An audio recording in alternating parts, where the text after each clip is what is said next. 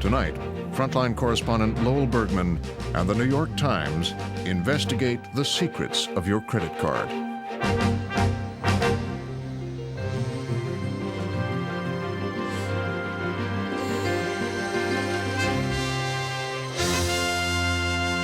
Elizabeth Warren is a Harvard law professor. She has researched the growing credit card debt held by middle-class families and how it can lead to big trouble. And what families are discovering, even with mom and dad in the workplace, is they often can't make it to the end of the month. And so they often use credit cards to bridge the gap. They borrow to make ends meet. And then what happens is something goes wrong. Somebody loses a job, somebody gets sick, family breaks apart through death or divorce. The Advantage World MasterCard, and you can earn free award travel plus get 10,000 bonus miles. Making it easier and more attractive to spend has been the job of Madison Avenue marketers. New tool belt and chrome tool set, $126. Getting some use out of it, priceless. There are some things money can't buy. For Father's Day, there's MasterCard. But the success of the industry has also relied on financial innovators like this man, Andrew Carr, whose peculiar genius, industry insiders say, has helped shape the way the credit card business works.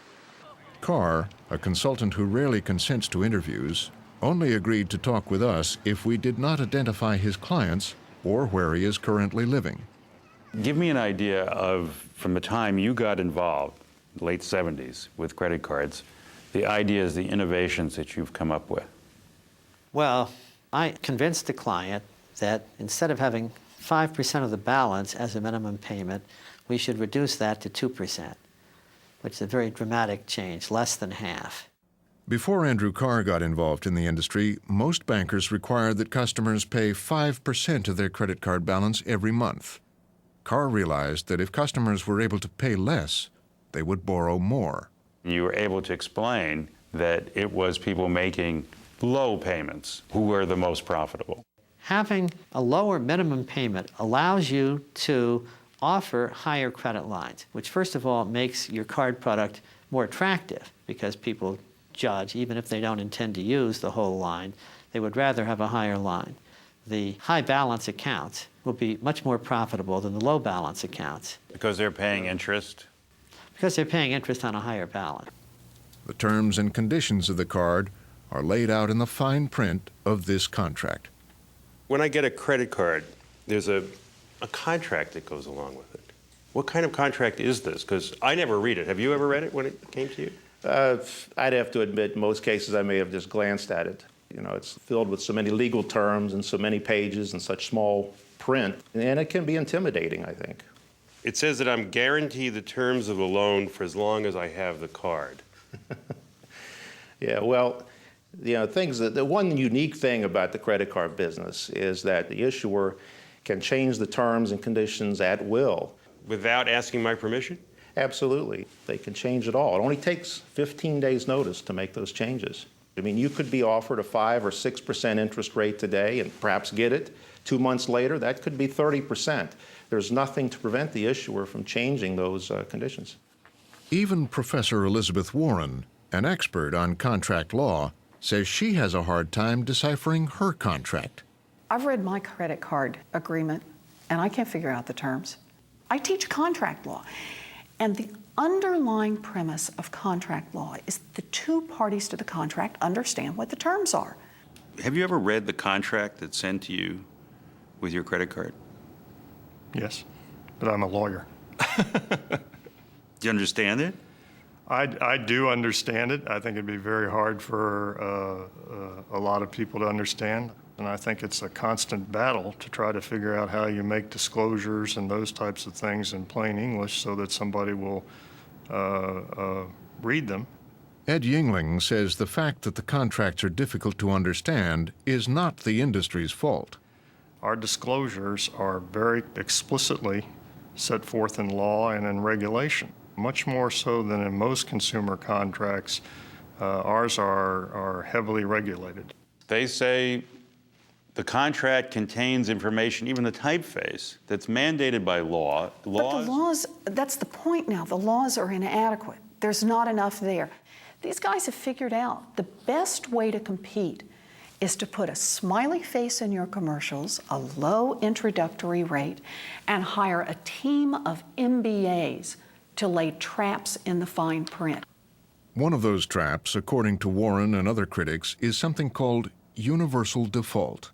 If you do miss a mortgage payment, you do miss a car payment, any other, it can trigger what is called a universal default. They actually have the right to change it if you miss a payment with another creditor. Or in some cases, even if there's a change in your credit worthiness. In fact, you don't have to miss a payment. You don't have to go over your credit limit to be in default. You could have, for example, maybe your balances are too high. You've seen one of these, right, before? Mm-hmm. I want to read you something from a contract. Your APRs also may vary if you are in default under this agreement or any other agreement that you have with us or any other related companies for any of the following reasons. You failed to make a payment to another creditor when due. Do you understand what this means? Fine. You do. Do you know that it means that if you fail to make a payment and are late on anything else that you're paying on, your house, your car, anything else, they will find out and they can change your interest rate? Did you know that? I had no idea. I had no idea. This is the first I've ever heard that. Well, why is it legal? Well, because it's disclosed in the contract. It doesn't seem fair. You've done no harm to the company themselves. You're late with someone else. You haven't affected your standing with that company. No, it doesn't seem fair that they would suddenly say, oh, well, now I can raise your rate. They're taking advantage of someone who is in that position. In 1996, another important Supreme Court decision opened the door to bigger profits for the credit card industry and a raft of new complaints from their customers. That decision, Smiley versus Citibank, much like the Marquette decision before it, lifted state restrictions, this time on the fees that credit card banks could charge. We were working this thing here for a good cause, free market pricing. Duncan McDonald was one of the lawyers who worked on the Smiley case. The late fees that were common across the industry up until Smiley were in the $5 and the $10 range. And the economic thinking was that there had to be flexibility to allow up to $15. But when Smiley came along and took the lid off it, it went from 5 to 10 to 15 to 29, and recently it's gone up to 39. I would guess that it's probably going to go up to $50 a year and a half from now. I certainly didn't imagine that someday we might have ended up creating a Frankenstein. Frankenstein? What do you mean, Frankenstein? I look at that and I say to myself, is $50 a fair fee, plus a 25% interest rate and all these other fees that are thrown on, for folks who are probably not that risky? Is that fair? And I look at it and I say to myself, there's the Frankenstein. We've created something that has to be dealt with. It's not an accident that the banking credit card business generates more complaints nationally across the country than any other industry. Now, what does that say to you? Out of 1,000 industries that we track, they're number one. I'd say there's a problem here. These things aren't an anomaly. All these complaints have some basis in fact. There are irritated, unhappy, dissatisfied customers in this industry, and we see. Virtually everyone who holds a credit card, one way or the other, under existing laws today and provisions, can be completely taken advantage of by the credit card industry. So there is a deception going on to get you into the game. Once you're in, and I've got you in, then if you get out, I charge you. If you don't meet your obligations, I charge you. You move left, you move right, I've got you. So what are you going to do about it? Well, I've got legislation, so I got a bill. There's always a quick answer here, and I don't know how far it'll go because I've tried this in the past. I'm not new to the issue. A good deal of the blame for the crisis of credit card debt we're seeing in America lies in how the practices are followed by credit card companies. Your critics say that you block every attempt to pass industry reform or consumer protection legislation. You've blocked minimum monthly payment legislation, interest cap rates, and a ban on marketing to college students. We've done our best to block bad bills. Those are bad bills. And we'll continue to do our best to block them. Bad for? Bad for consumers. I want to promise you something today. You know, keep on defeating me and keep on defeating ideas like this, and you'll look back and wish we had passed this legislation. Because I'll tell you, Congress will come along and they'll take steps far more egregious, in their view, than anything I'm suggesting. I'm discussing disclosure. Just let people know what the deal is.